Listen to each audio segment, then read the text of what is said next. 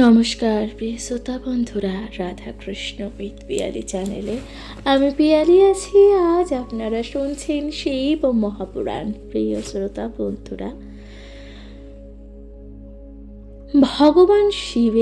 ভগবান শিবের নানানবিধ উপকথা তথা উপাখ্যান, এছাড়াও ভগবানকে কিভাবে আরাধনা করতে হয়, ভগবানকে কিভাবে পুজো করতে হয়, তারই সম্পূর্ণ বিধিবদ্ধ বিধান আছে মহাপুরাণে।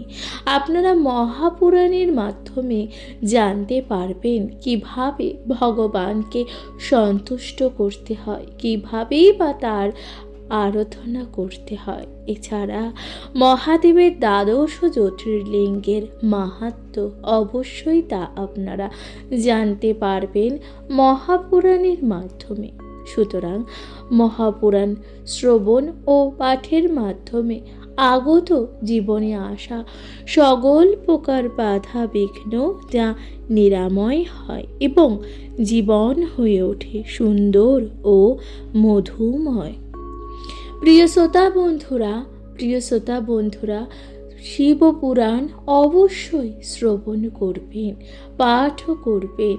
পুরাণ পাঠ ও শ্রবণের মাধ্যমে জীবনে আসা সকল প্রকারের বাধা বিঘ্ন যা নিরাময় হয়।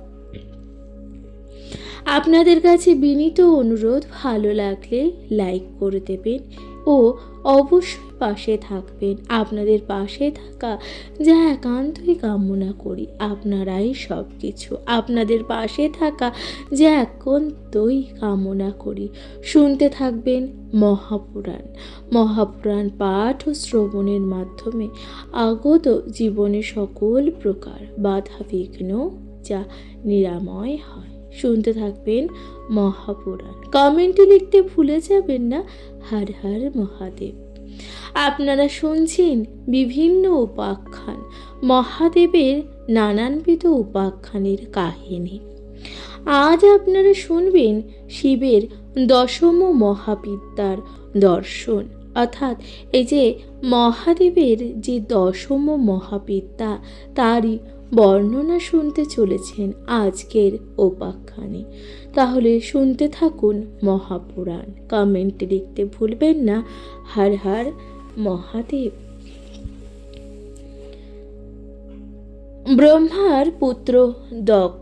ব্রহ্মার পুত্র ছিলেন দক্ষ। সেই দক্ষের আবার অনেক কন্যা। তাদের মধ্যে সতী একজন। রূপে গুণে সে ছিল অতুলনীয়া।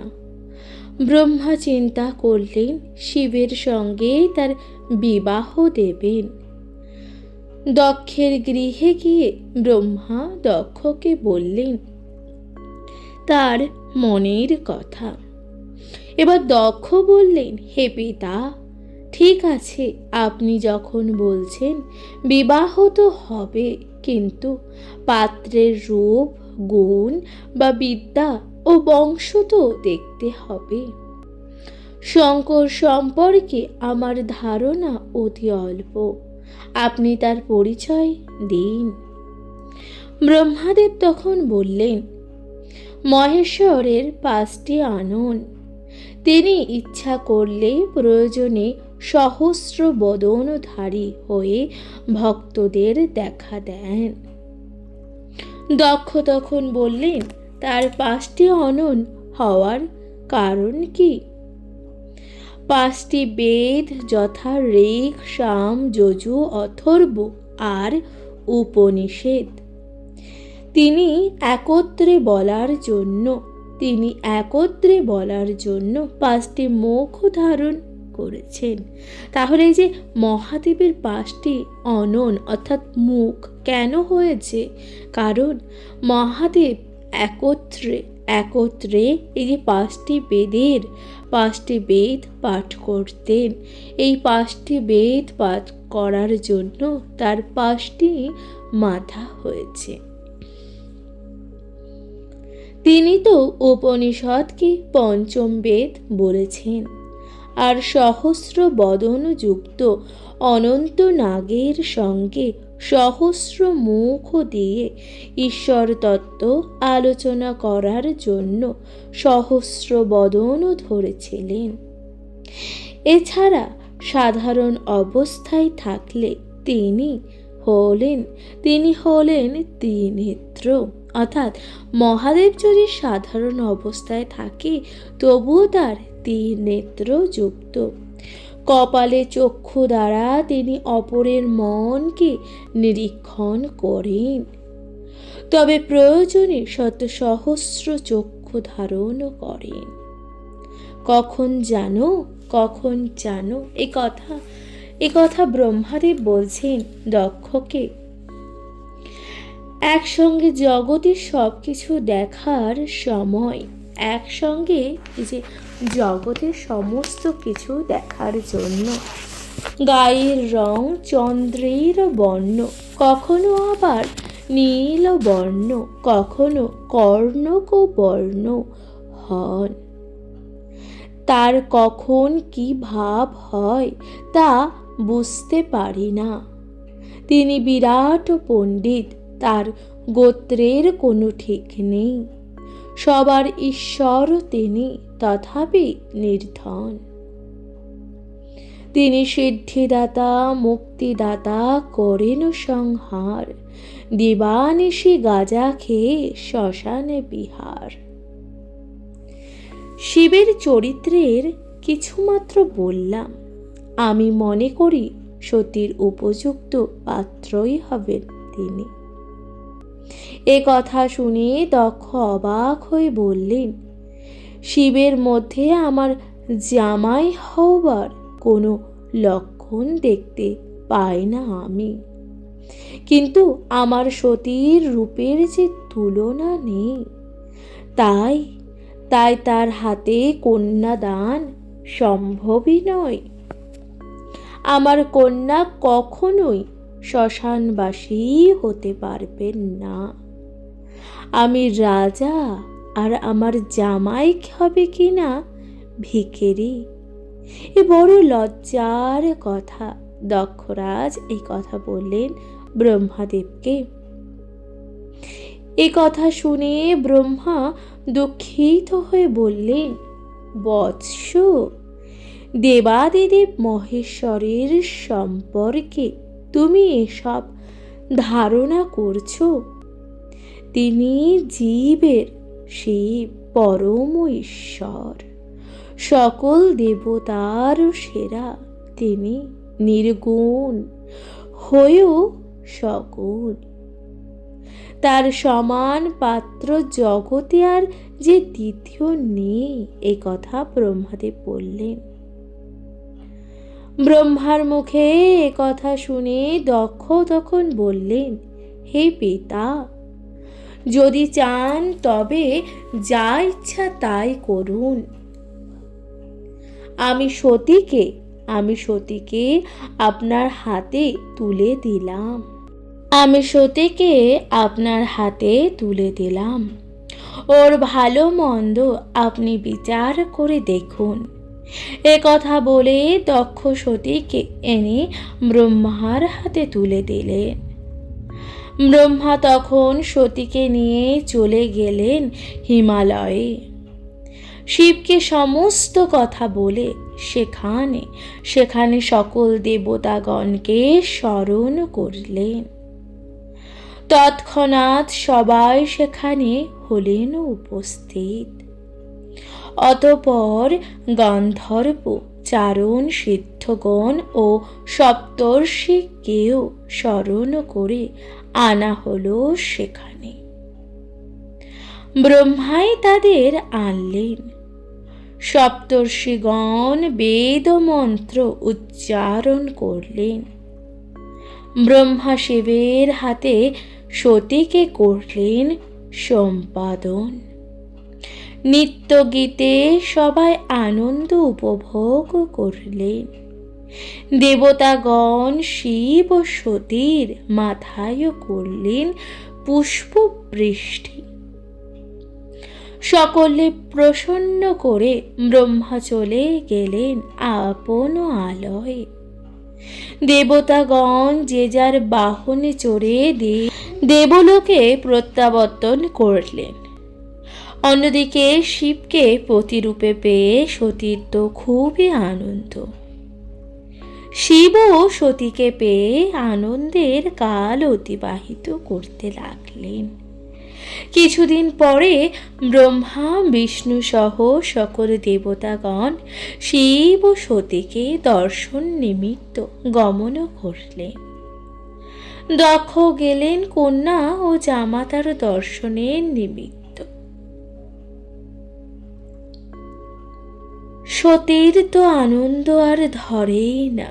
শিব সবাইকে বসার জন্য আসন দিলেন, সবাইকে সমানভাবে সম্মান জানালেন।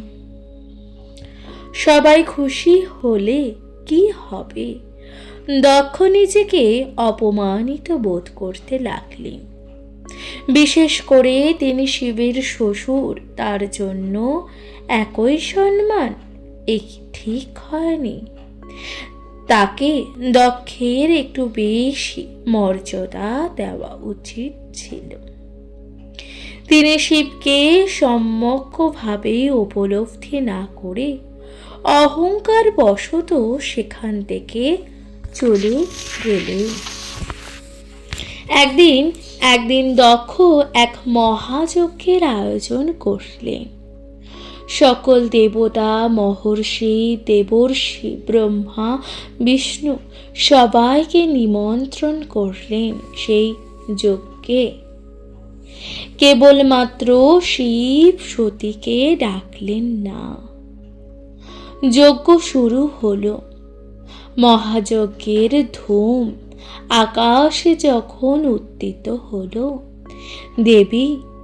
দেবী দাক্ষায়ণী কৈলাস থেকে দেখতে পেলেন সেই ধূম। তিনি স্বামীকে জিজ্ঞাসা করলেন, হে নাথ, এত ধূম উঠছে কেন? এত কিসের ধূম? শিব তখন বললেন, জানো না, তোমার পিতা যে যজ্ঞ করছেন। সতী তখন বললেন, পিতা আমাদের না জানিয়েই যজ্ঞ করছে। শিবহীন যজ্ঞ কেমন করে হয়?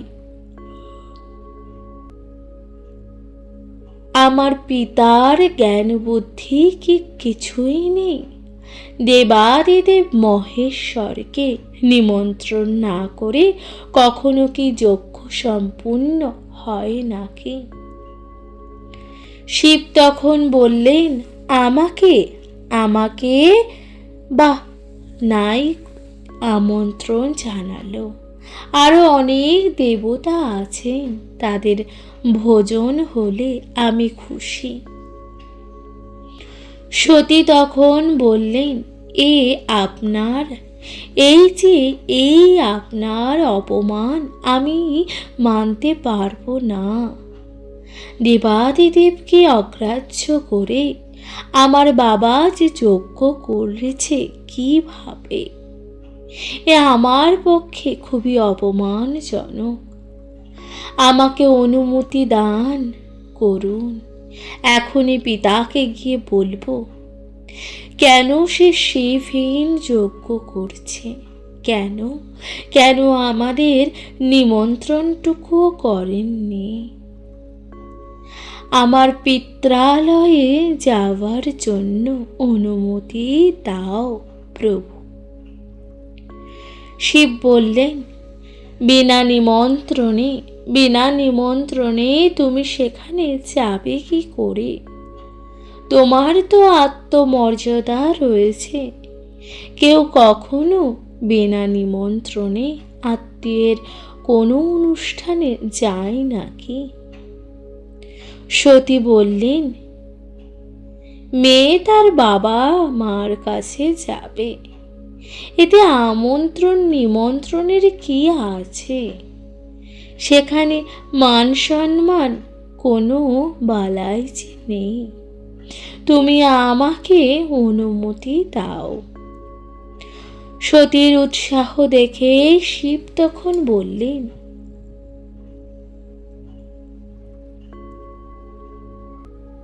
দেবী, তুমি আমার আদেশ এই যে উপেক্ষা করো না।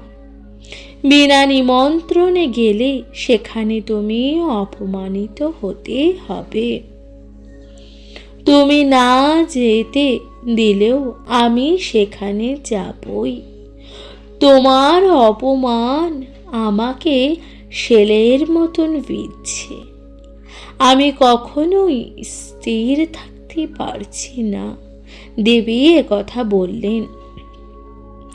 আমি তো বলেছি সেখানে গেলে বিপদ হবে। দেবী সতী রেগে গিয়ে বললেন, কি বললে? আমি কে তুমি জানো?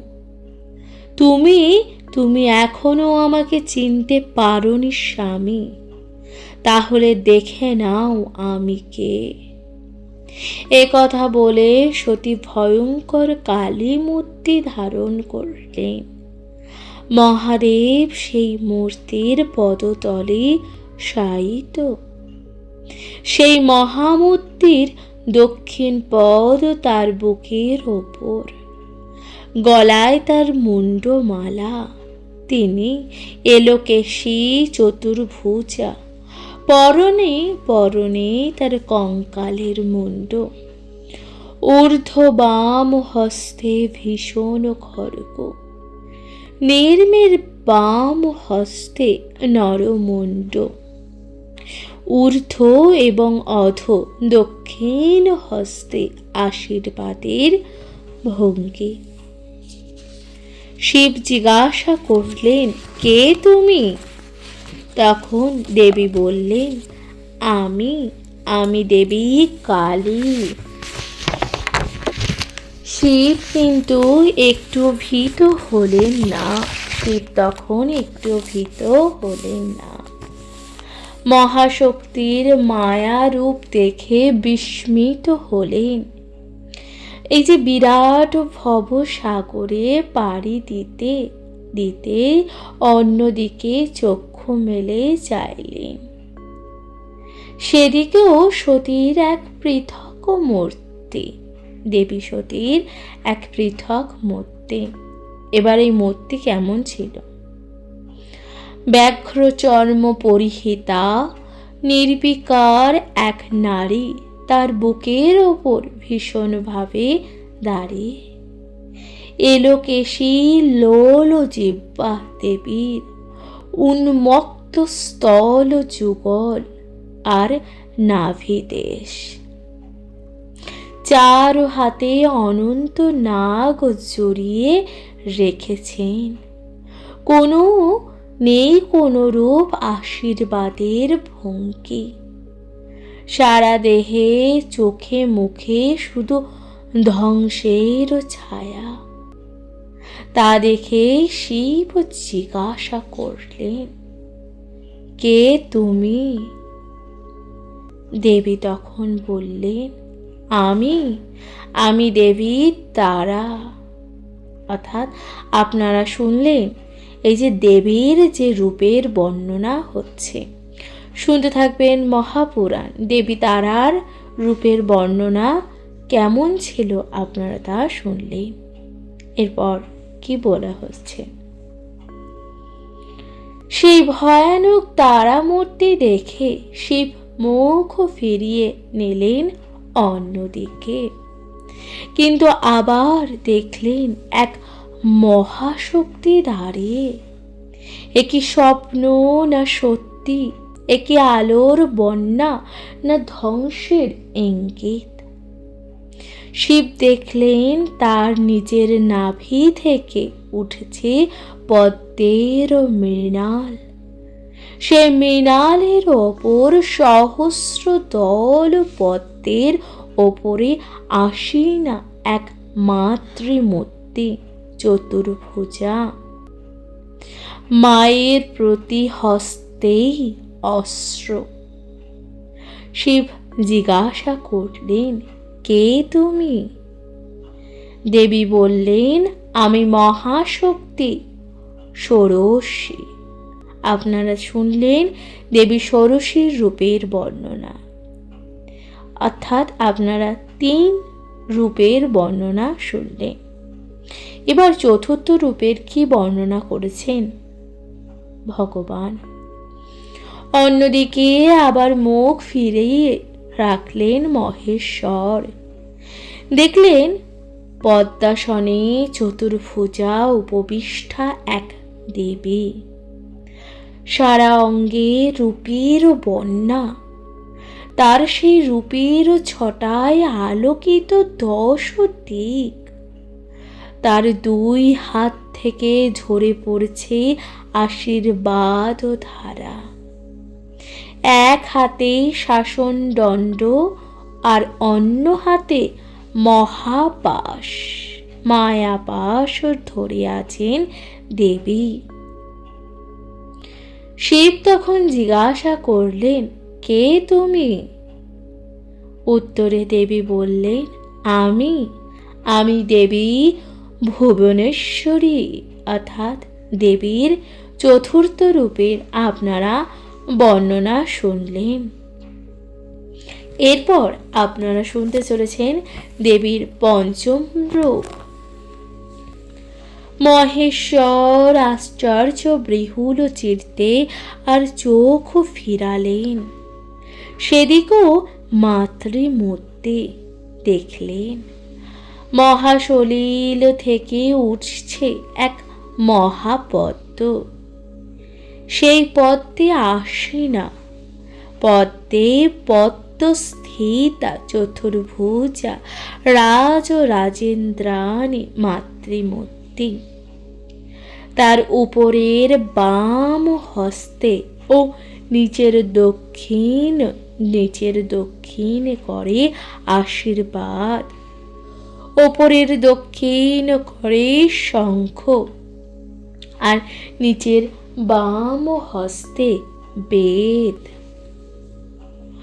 রক্তবর্ণ গল দেশে মুন্ডমালা, স্তনদয় রক্তলিপ্ত, রক্তপদ্মের মতন 3টি চোখ, কপালে শশীকলা।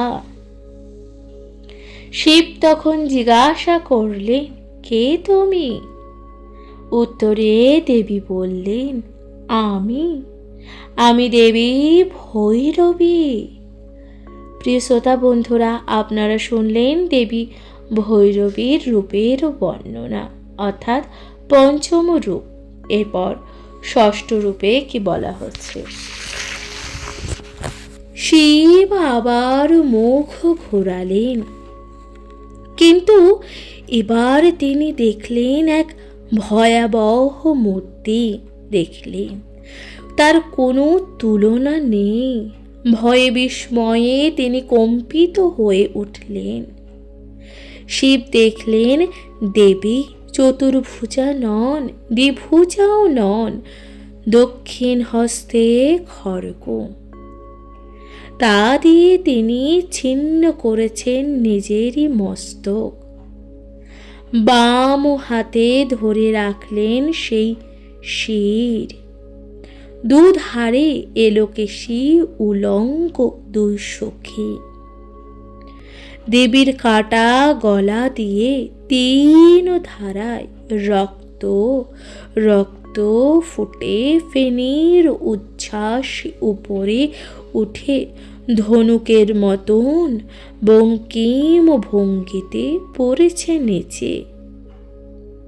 সেই 3 ধারার এক ধারা নিজের ছিন্ন মস্তক পান করছে, বাকি 2 ধারা পান করছে 2 সখী।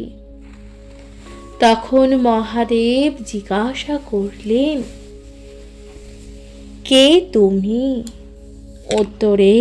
উত্তরে দেবী বললেন, আমি দেবী ছিন্নমস্তা। প্রিয় শ্রোতা বন্ধুরা, আপনারা শুনলেন দেবীর ছিন্নমস্তা রূপের বর্ণনা, অর্থাৎ এই যে দশম মহাবিদ্যার অন্যতম দেবীর রূপ, দেবী ছিন্নমস্তার রূপের বর্ণনা আপনারা শুনলেন।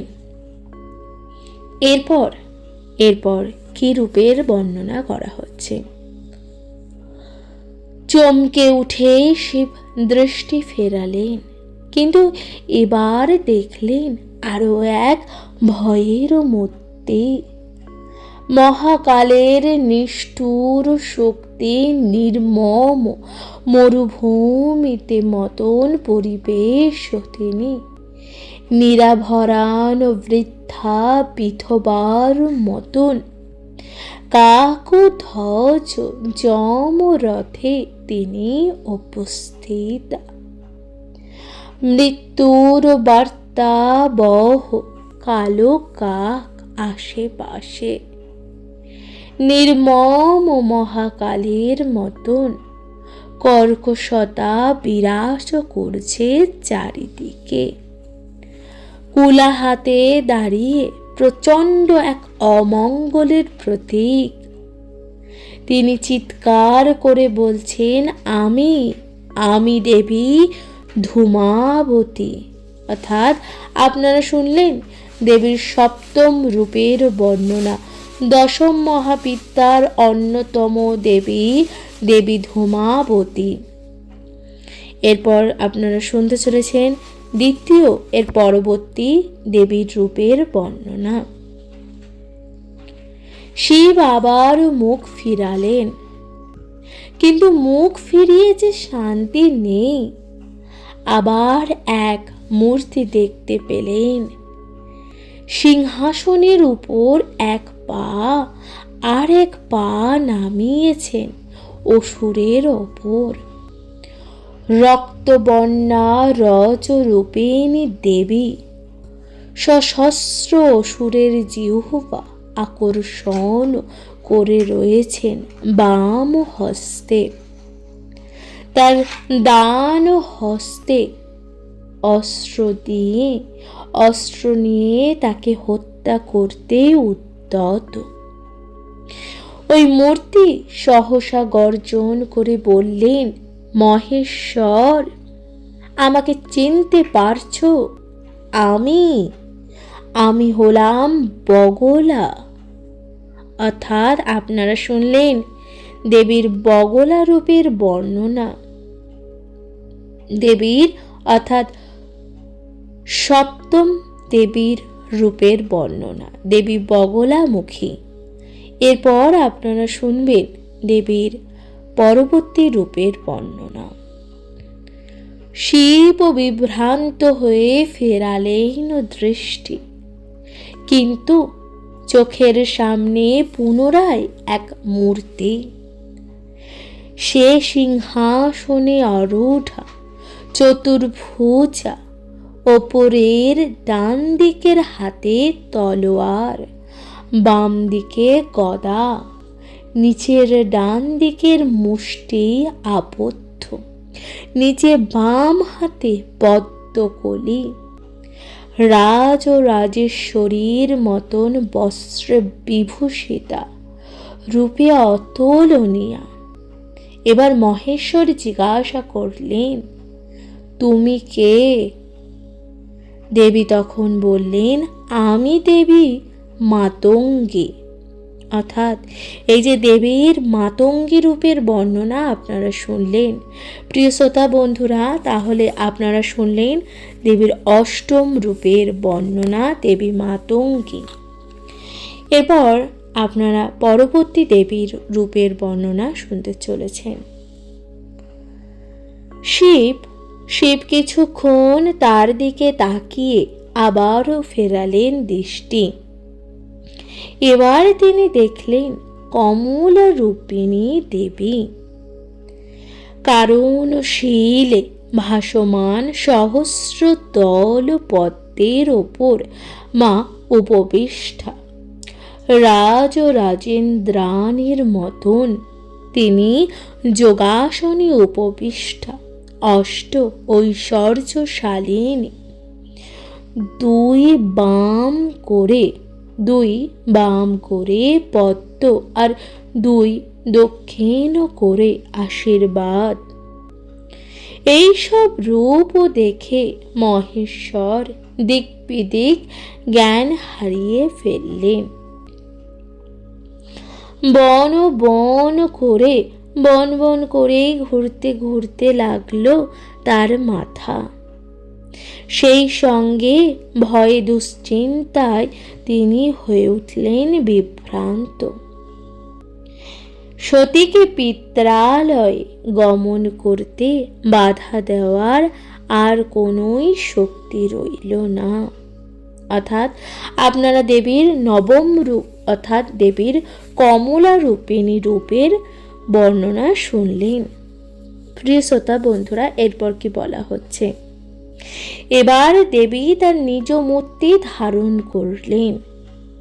তিনি শিবের চেতনা পেয়ে বললেন, দেবী, তোমাকে আমি চিনতে পারিনি।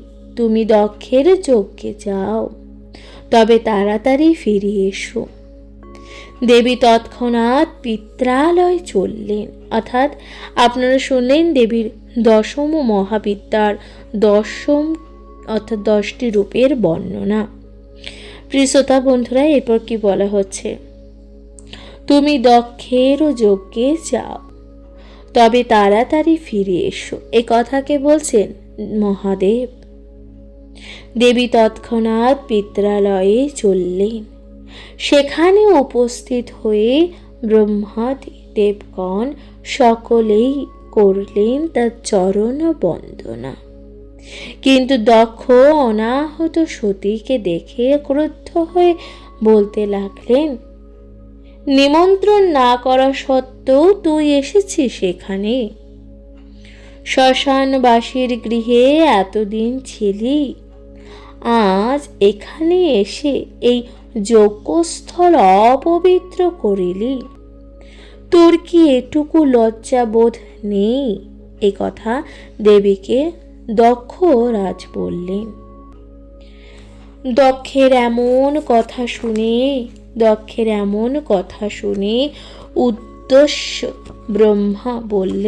তার উদ্দেশ্যে ব্রহ্মা তখন বললেন, রে পাপিষ্ঠ দক্ষ, শিবের ঘরণী সতীকে তুমি চিনতে পারোনি? এই দেবী কিনা জগৎ জননী মা আত্মা শক্তি। এর থেকেই সৃষ্টি হয়েছে ত্রিভুবন।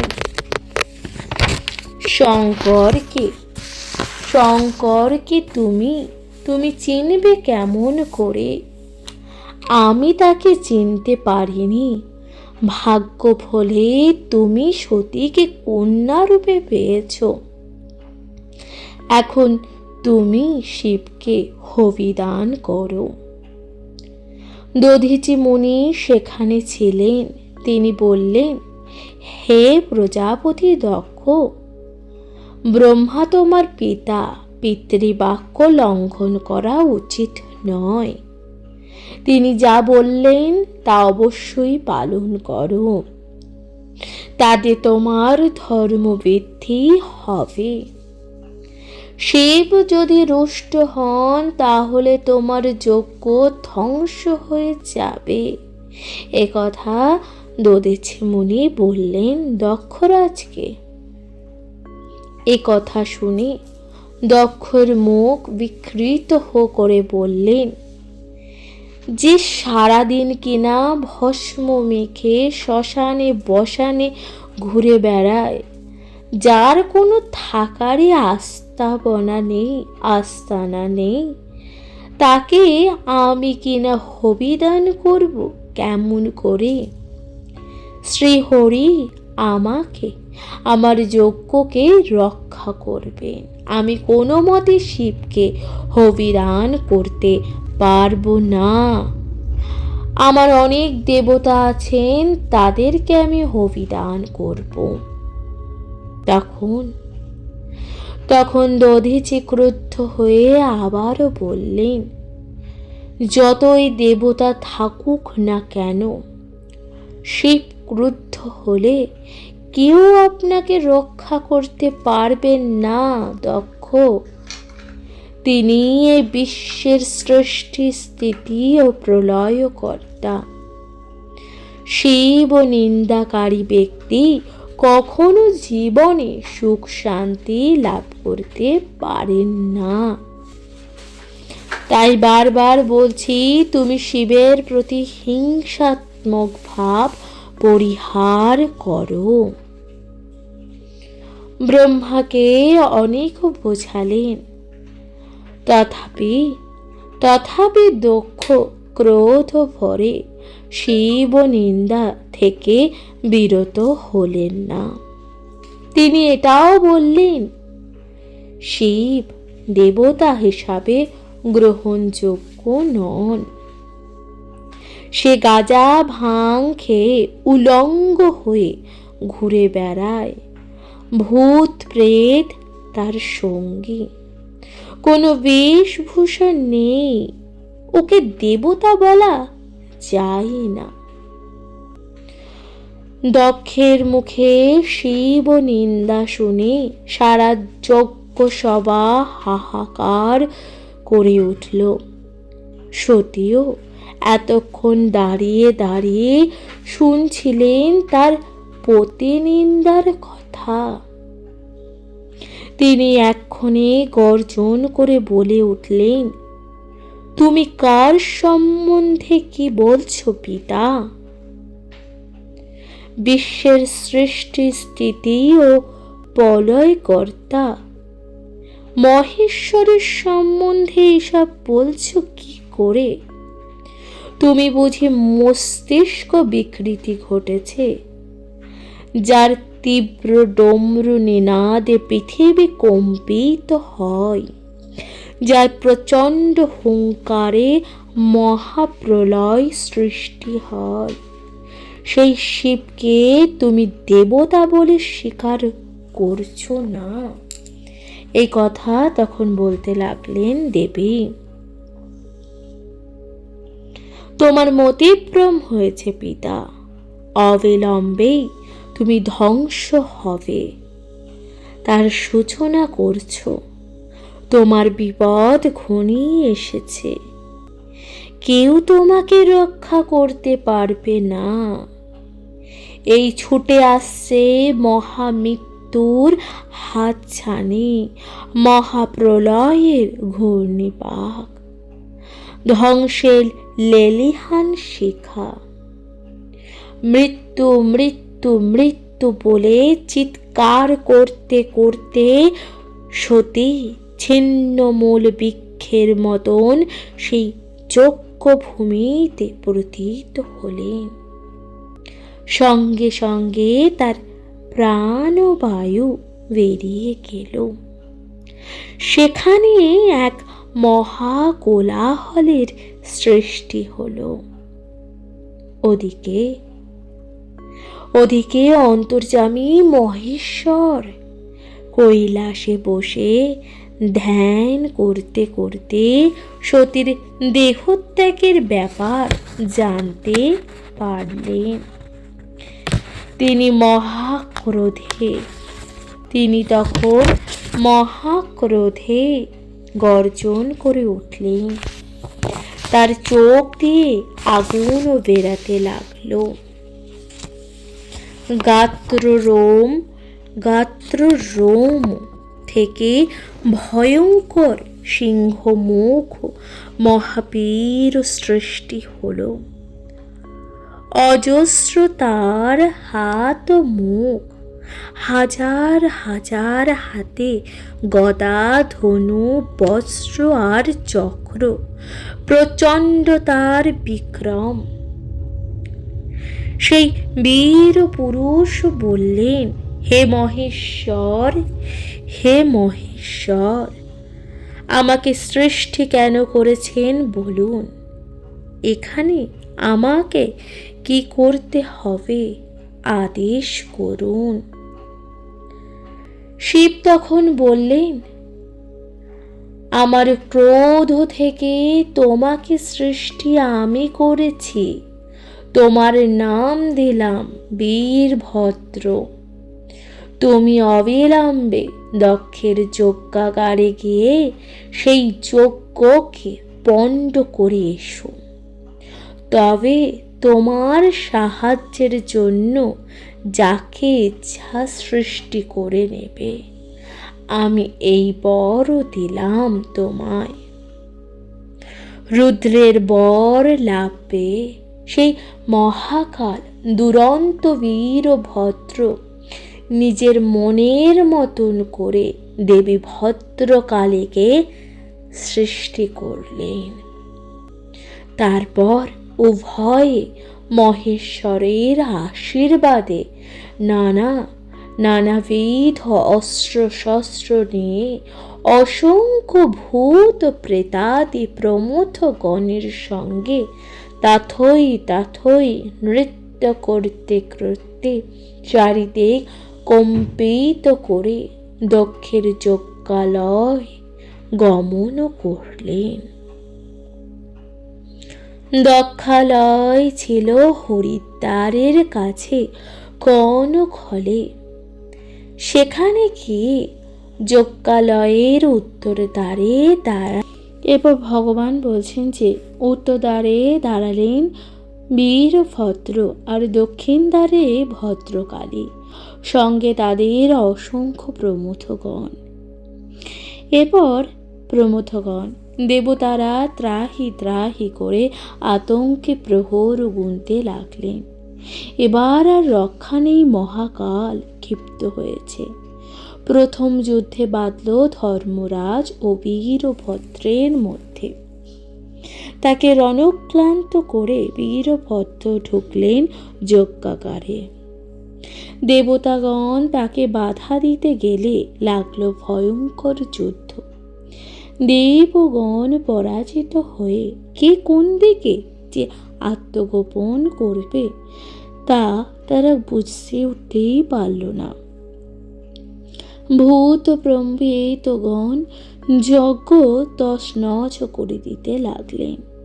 যজ্ঞে পুরোহিতগণ ভয়ে সেই যজ্ঞ ছেড়ে নারায়ণের শরণাপন্ন হলেন। কোনো কোনো ভূত প্রেত যজ্ঞস্থানে মলমূত্র ত্যাগ করতে লাগলেন। সে এক বিভৎস দৃশ্য। এতক্ষণ নারায়ণ নিশ্চুপ ছিলেন। এক্ষণে বীরভদ্রকে দেখে দেহে নানাবিধ অস্ত্র নিক্ষেপ করতে লাগলেন। অনেকক্ষণ ধরে যুদ্ধ চলল নারায়ণের সাথে বীরভদ্রের। নারায়ণ যত অস্ত্র নিক্ষেপ করেন বীরভদ্রের প্রতি, শিবের প্রাসাদে সব ব্যর্থ হয়। বীরভদ্রকে দমন করতে না পেরে হরি নাসিকা দিয়ে বীরভদ্রকে ধারণ করে ভূমির ওপর ফেলে বাহু আর উরুর দ্বারা পোষণ করতে লাগলেন। ফলে বীরভদ্র রক্তবমি করতে লাগলেন। সেই রক্তের সঙ্গে একটি চক্রী বাহির হলো। শ্রীহরি সেই চক্রটি দিয়ে বীরভদ্রকে ছেড়ে দিলেন। তথাকালী প্রলয় ঝঙ্কারে রণহুঙ্কারে গর্জন করতে করতে মহাদেব সেই যজ্ঞস্থলে এলেন উপনীত। বীরভদ্র তৎক্ষণাৎ তার কাছে অসহায়ভাবে ছুটে গেলেন। বীরভদ্রের রক্তমাখা শরীর দেখে মহাদেব ক্রুদ্ধ হয়ে যজ্ঞের মধ্যস্থলে গিয়ে সব লণ্ডভণ্ড করতে লাগলেন। মহাদেবের সেই ভয়ঙ্কর মূর্তি দেখে ভগবান শ্রীহরি ভীত সন্ত্রস্ত হয়ে উঠলেন। কিভাবে তিনি শান্ত করবেন পরিস্থিতিকে, তিনি সেই স্থান ছেড়ে কুঞ্জা কাননে আশ্রয় নিলেন। এ দৃশ্য দেখে ভীত সন্ত্রস্ত প্রজাপতি দক্ষ ভাবলেন, শিবের অপমান করার জন্যই এত সব ঘটনা ঘটল। এর জন্য আমি দায়ী। দেবতাগণ সব ছেড়ে চলে গেলেন। এদিকে শিবের অনুচরেরা মহর্ষিদের মারতে লাগলেন। তখন মহর্ষিগণ বীরভদ্রের স্তবে নিজেদেরকে আত্মনিয়োগ করলেন। তথাপি বীরভদ্র শান্ত হলেন। তিনি মহাবেগে এসে দক্ষের কণ্ঠে করলেন আঘাত। সঙ্গে সঙ্গে দক্ষের মাথা ছিন্ন হয়ে গেল। তা দেখে যারা যজ্ঞ করেছিলেন সবাই যেন ত্যাগ করতে উদ্যত হলেন। যজ্ঞদ্বারের কাছে ভদ্রকালী ছিলেন। তিনি একের পর এক ধরে ধরে কাটতে লাগলেন। যেসব দেবতা সেখানে ছিলেন তারা সব পাখির রূপ ধরে যজ্ঞস্থল থেকে উড়ে পালিয়ে গেলেন। ব্রহ্মা পালানোর চেষ্টা করলে শিব তাকে ধরে ফেললেন। তখন কোনো উপায় না পেয়ে ব্রহ্মা রুদ্রের স্তব আরম্ভ করলেন। সঙ্গে সঙ্গে দক্ষের স্ত্রী ও অন্যান্য কন্যাগণ রুদ্রের স্তব আরম্ভ করতে লাগলেন। সেই স্তব শুনে মহেশ্বর বললেন, হে পিতামহ ব্রহ্মা, তোমাকে মুক্তি দিলাম। ব্রহ্মা তখন অনুনয় বিনয় করে হে মহেশ্বর, আপনি দক্ষরাজকে সমস্ত অপরাধ ক্ষমা করে দিন, ওকে বাঁচিয়ে দিন। সেই সঙ্গে যারা যুদ্ধে মারা গেছেন তাদেরও জীবন দান করুন। এই কথা তখন ব্রহ্মাদেব বললেন। মহেশ্বর বললেন, দক্ষ রাজা নরমুণ্ড কোনো ক্রমে যুক্ত করা সম্ভব হবে না। নেহাত যদি ওকে বাঁচাতে হয় তাহলে যে পশুকে বলি দেওয়া হয়েছে সেই পশুর মাথা যুক্ত করে দাও, তাতে সে বেঁচে উঠবে। আর হে সৃষ্টিকর্তা, তোমার কমণ্ডলুর জল ছিটিয়ে দিতে যত সব দেবতা, ঋষি ও ব্রাহ্মণ রয়েছে তৎক্ষণাৎ সবাই প্রাণ পাবে। শিবের কথা মতন ব্রহ্মা সম্মুখে উপস্থিত হয়ে একটি ছাগলের মস্তক দক্ষ রাজার কাঁধে যোগ করে দিলেন। তারপর তিনি কমণ্ডলু জল ছিটিয়ে দিলেন যত সব মৃত দেবতা, ঋষি ও ব্রাহ্মণদের গাত্রে। তৎক্ষণাৎ তারা সব প্রাণ ফিরে পেলেন। এরপর নতজানু হয়ে দক্ষ রাজা শিবকে বললেন, এই যজ্ঞে আপনাকে নিমন্ত্রণ না করার ফল আমি সঙ্গে সঙ্গে পেলাম। আমার সমস্ত অপরাধ আপনি ক্ষমা করুন মহেশ্বর, আপনি আমার পূজা গ্রহণ করুন। এ কথা বলে শিবের উদ্দেশ্যে হবিদান করলেন। সঙ্গে সঙ্গে সবাই এক সুরে শিবের স্তোত্র আরম্ভ করলেন। মহেশ্বর শান্তমূর্তি ধারণ পূর্বক বীরভদ্রকে সংবরণ করলেন, সেই সঙ্গে ভদ্রকালীকেও। দক্ষের যজ্ঞস্থল থেকে এসে একে একে সবাই চলে এলেন। থাকলেন কেবল মহেশ্বর। তিনি দেখলেন প্রাণহীন সতীর দেহ যেখানে পড়ে আছে। মহেশ্বর সত্বর সতীকে কোলে তুলে নিয়ে বিলাপ করতে লাগলেন। আজ সৃষ্টি স্থিতি প্রলয়ের দেবতা স্ত্রীকে হারিয়ে সাধারণ মানুষের মতন হাহাকার করে কাঁদতে কাঁদতে অচেতন হয়ে পড়লেন। তারপর চেতনা ফিরে পেয়ে সতী কথা বলো বলতে বলতে পাগলের মতন হয়ে উঠলেন। অনন্তর সেই দেহকে কাঁধে তুলে তিনি চলতে লাগলেন পাহাড়, জঙ্গল, মরু, নদ, নদী ডিঙিয়ে দুর্জন গতিতে ছুটতে লাগলেন নানা দেশে। কখনো নাচছেন, কখনো কাঁদছেন, তার পদভারে পৃথিবী কম্পিত হতে লাগল। 1 বছর পূর্ণ হলো, তথাপি শিবের উন্মাদনা কাটল না। প্রচণ্ড বিক্রম নিয়ে পাগলের মতন ঘুরতে লাগলেন সতীকে নিয়ে। কিন্তু কে সামলাবে রুদ্রের এই উন্মাদনাকে? দেবতারা তো সশঙ্কিত। তারা শ্রীহরিকে স্মরণ করলেন, বললেন, হে নারায়ণ, আপনি শিবের মহারোষ থেকে সংযত করুন।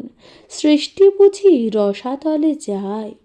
নারায়ণ তখন বললেন, যতক্ষণ সতীর দেহ শিবের কাঁধে থাকবে ততক্ষণ তিনি শান্ত হবেন না। তোমরা তোমরা শান্তভাবে অবস্থান করো, আমি যাচ্ছি সতীর দেহকে বিনষ্ট করার জন্য। এই কথাগুলি বলে শ্রীহরি সুদর্শন চক্র দিয়ে শিবের পেছনে পেছনে যেতে লাগলেন। সেই সঙ্গে সতীর দেহকে করতে লাগলেন খণ্ড খণ্ড। শিবও কিন্তু কিছুই বুঝতে পারলেন না, কারণ তিনি পাগলের মতন হয়ে গেছেন। সতীর সেই খণ্ডিত অংশগুলো যেখানে পড়ল সেখানে একটি করে মহাতীর্থ গড়ে উঠল। সতীর দেহের খণ্ডিত অংশ 51 জায়গায় পড়েছিল। এভাবে সৃষ্টি হলো 51টি পীঠের। শিব এবার শান্ত হলেন, কিন্তু সতী বিরহের জ্বালা তো ভুলতে পারছেন না।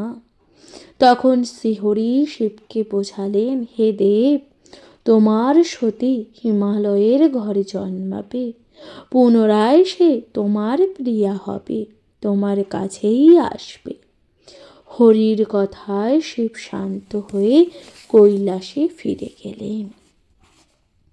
প্রিয় শ্রোতা বন্ধুরা, তাহলে আপনারা শুনছিলেন এই যে শিব ও মহাপুরাণের বিভিন্ন উপাখ্যানের মধ্যে আজ আপনারা শুনলেন শিবের দশম মহাবিদ্যার দর্শন। শিব ও মহাপুরাণ আপনাদের কেমন লাগলো অবশ্যই আপনাদের মূল্যবান মতামত দিয়ে জানাতে ভুলে যাবেন না। চ্যানেলটি প্রথমবার শুনে থাকলেই অবশ্যই পাশে থাকবেন, কমেন্ট লিখতে ভুলবেন না। হর হর মহাদেব। আজকের মতো জানাচ্ছি এখানে বিদায়। ভালো থাকবেন, সুস্থ থাকবেন, শুনতে থাকবেন মহাপুরাণ। নমস্কার।